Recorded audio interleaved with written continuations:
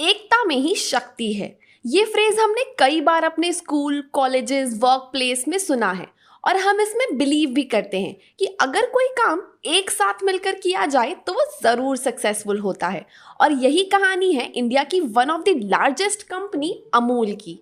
आज से कई साल पहले हजारों फार्मर्स एकजुट हुए थे ताकि वो एक कोऑपरेटिव सोसाइटी फॉर्म कर सके जिसमें वो मिल्क मैन्युफैक्चरिंग करते थे। और यही आगे जाके सिर्फ इंडिया की ही नहीं बट वर्ल्ड की one of the famous milk producing company बनी, जो है अमूल। और आज हम बात करने वाले हैं कि आखिर कैसे अमूल की शुरुआत हुई और कैसे वो इतनी बड़ी और सक्सेसफुल कंपनी बनी। लेकिन उससे पहले अगर आप इस चैनल पे न्यू हैं या चैनल को सब्सक्राइब नहीं किया है तो जल्दी से सब्सक्राइब कर दीजिए और बेल आइकन को हिट कर दीजिए ताकि ऐसे ही आने वाली सारी वीडियोस की नोटिफिकेशंस आप तक पहुंचती रहे। आज से कई साल पहले जब इंडिया पे ब्रिटिशर्स का राज था तब फार्मर्स का बहुत ज़्यादा एक्सप्लॉयटेशन होता था। तब मिल्क प्रोडक्शन की एक ब्रिटिश कंपनी पॉल्सन, जो कि गुजरात के केरा डिस्ट्रिक्ट में थी, उसकी मार्केट में मिल्क प्रोसेसिंग एंड डिस्ट्रीब्यूशन की मोनोपोली थी और पॉल्सन ही मिल्क का मेजर डिस्ट्रीब्यूटर था, जिसकी वजह से फार्मर्स को अपना मिल्क पॉल्सन को ही सेल करना पड़ता था, वो भी बहुत ही कम प्राइजेस पे, जिसकी वजह से फार्मर्स को बहुत लॉस होता था। और इसी एक्सप्लॉयटेशन को रोकने के लिए फार्मर्स उस टाइम के फ्रीडम फाइटर वल्लभ भाई पटेल जी से मिले और उन्होंने ये सजेशन दिया कि क्यों ना सारे फार्मर्स एकजुट होकर इस चीज को रोके।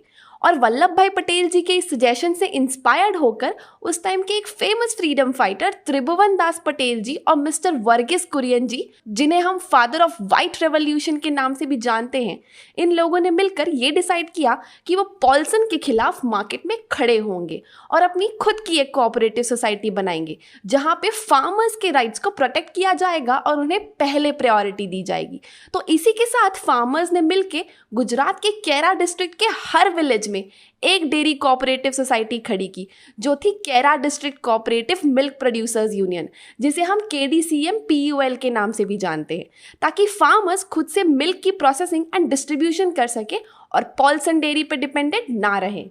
देखते ही देखते उनका ये रिवॉल्यूशनरी स्टेप बढ़ता चला गया और इस यूनिटी के साथ उन्होंने पॉल्सन को मिल्क सेल करना बंद कर दिया, जिसकी वजह से पॉल्सन डूबने के कगार पे आ गई।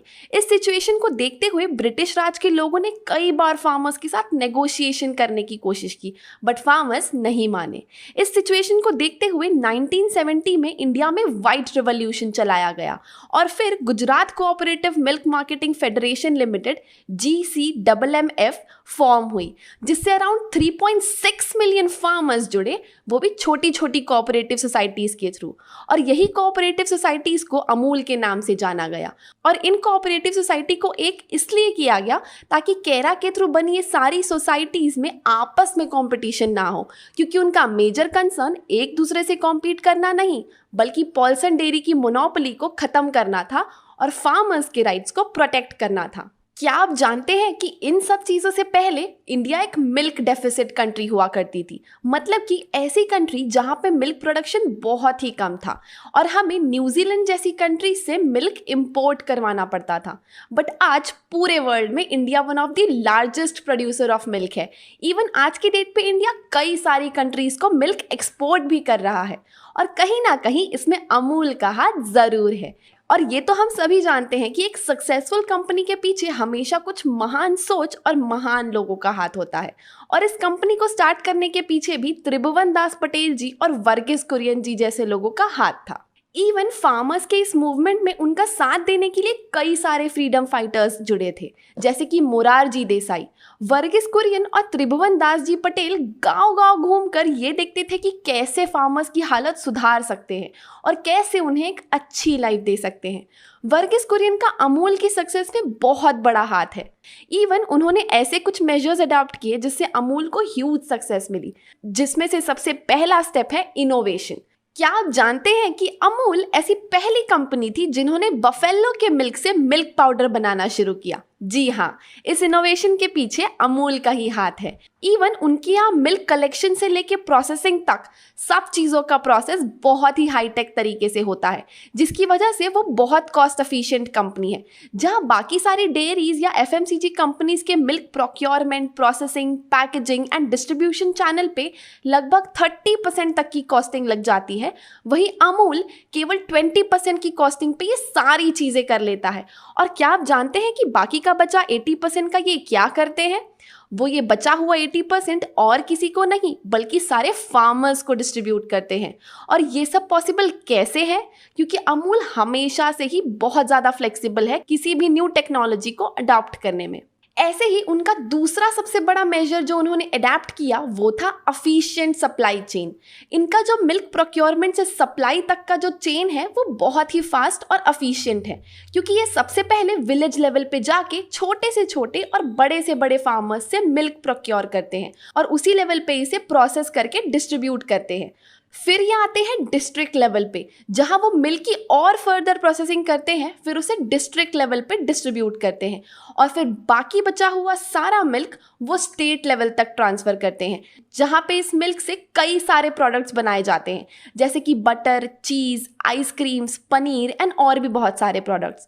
तो इस चेन का फ़ायदा ये है कि ये बहुत ही ग्राउंड लेवल से चालू करते हैं ताकि एक एक फार्मर्स इसका बेनिफिट ले सके और फिर बहुत ही ह्यूज नेटवर्क के थ्रू प्रोडक्ट्स को लोगों तक पहुंचा देते हैं। अब ये तो बात हो गई मिल्क प्रोसेसिंग एंड डिस्ट्रीब्यूशन की, बट इसी चीज़ में सबसे इम्पॉर्टेंट चीज़ जो अमूल बहुत अच्छे से करता है वो है स्ट्रॉन्ग ब्रांडिंग एंड एडवर्टीजमेंट। इसे तो हम सभी पहचानते हैं और जानते हैं कि इस कार्टून ने अमूल की मास एडवर्टाइजमेंट में कितना बड़ा रोल प्ले किया है। क्या आप जानते हैं कि अमूल की एड्स को इंडिया के Guinness book of world record में शामिल किया गया है for the longest running advertisement campaigns. Amul के सारे ही एड कैंपेन्स को लोग बहुत ही ज़्यादा पसंद करते हैं, जिसकी वजह से उनका कस्टमर इंगेजमेंट काफ़ी ज़्यादा है और यही चीज़ उनकी ब्रांडिंग को बाकी कॉम्पिटिटर्स से ज़्यादा स्ट्रॉन्ग बनाता है। Last but not the least, Amul की सक्सेस का एक और मेजर रीज़न है diverse portfolio of products. Amul अपने इतने सारे प्रोडक्ट्स के थ्रू हर कैटेगरी के लोगों को केटर करता है, चाहे वो छोटे बच्चों के लिए बिस्किट्स, आइसक्रीम या चीज़ हो, या बड़े लोगों के लिए कोई प्रोडक्ट हो, या हेल्थ कॉन्शियस लोगों के लिए लो कैलोरी वाले प्रोडक्ट्स। वो हर किसी की नीड्स को फुलफिल करने की कोशिश करते हैं, जिसकी वजह से उनका कस्टमर बेस काफ़ी ह्यूज है, जिसका फ़ायदा उन्हें मिलता ही है। इवन जब पूरी कंट्री में लॉकडाउन लगा था और सारी कंपनीज को अपने प्रोडक्शंस को बंद करना पड़ा था, वहीं अमूल एक ऐसी कंपनी थी जिन्होंने इस मुसीबत के टाइम को अपॉर्चुनिटी में कन्वर्ट किया।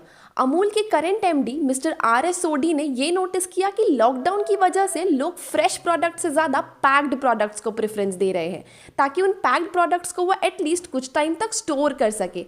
और फिर क्या था, इस चीज़ की वजह से अमूल ने अपने पैक्ड प्रोडक्ट्स की प्रोडक्शन और डबल कर दिया, जिसका रिजल्ट था कि उनके कुछ प्रोडक्ट्स जैसे कि टेट्रा पैक मिल्क, चीज़, बटर की सेल्स में 30 to 40% का जंप आया।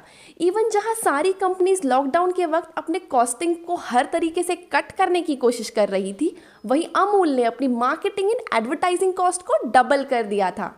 अमूल इंडियन डेयरी कैटेगरी में ऑलमोस्ट हर कैटेगरी में लीडर है, चाहे वो उनके बढ़ते रिवेन्यूज़ हो या उनकी आइसक्रीम्स या बटर कैटेगरी में उनका टर्नओवर, वो हर जगह आगे हैं।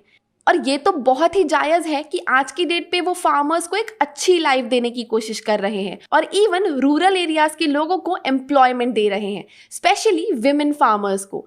आज की डेट पे अमूल मोर देन 40 कंट्रीज़ में है, जैसे कि United states, China, Japan, Singapore and और भी बहुत सारे। आई होप आपको आज की ये वीडियो इन्फॉर्मेटिव लगी हो और अच्छी लगी हो। अगर हाँ, तो इस वीडियो को लाइक एंड अपने फ्रेंड्स एंड फैमिली के साथ शेयर करना बिल्कुल भी मत भूलिएगा। Thank you.